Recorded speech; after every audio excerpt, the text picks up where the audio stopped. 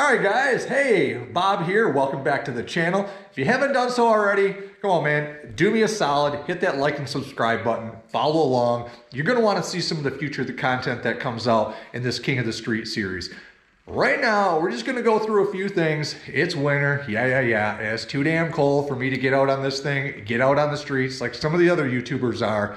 But that's all right. We're going to take a little bit of time. We're going to go through some of the stuff on the Gen6 Zx10r here and that S1K before we beat it down. But let's start off. A lot of people are asking what's done to this bike. I'm going to tell you in the future the numbers, but right now let's talk a bit about it. You'd probably rather look at the bike than me. So before I get to the other side of this bike, people are wondering what kind of exhaust, what kind of power numbers are you putting out on this bike? Because that's what everybody always seems to want to know. We're going to hold off for a second on that. This bike was tuned priorly with a Aero 3/4 system and a power commander, still restricted, and this bike made 167 horsepower. This bike is now running, all right, let's get to this. This bike's now running an M4 full system Tech1 with the carbon muffler on it. It's not the little shorty stubby, it's all right, but we're running the full mid-pipe, full mufflered version on this bike.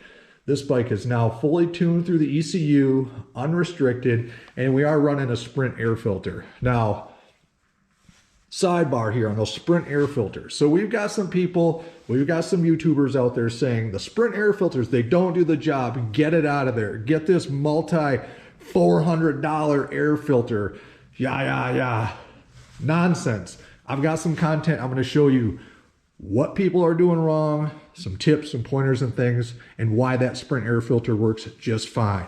I'm not going to throw the numbers out on this thing just yet, but I'm going to tell you it's good numbers. I'm not going to call too much BS or bullshit out on some other YouTubers because we're getting pretty, I'd say we're getting pretty solid numbers from everybody with these bikes right now and what they're making, what people are happy with. So we are running, again, the M4 system. I will tell you that this M4 is running smooth as far as the linear curve of power and torque. Everything is looking good on it. Everything's good on that. So not putting a whole lot out right now because like I said, here in Michigan, it is still cold. Follow along. I'm putting out some content bit by bit of what I've done to this bike, why I've done it to this bike, and sometimes what it cost to have done to it. Just put some content out, doing the small stuff a little bit at a time. We were talking about these ASV levers, how smooth these things are, how much better they feel. We've got the clutch lever on this bike, as well as the brake lever.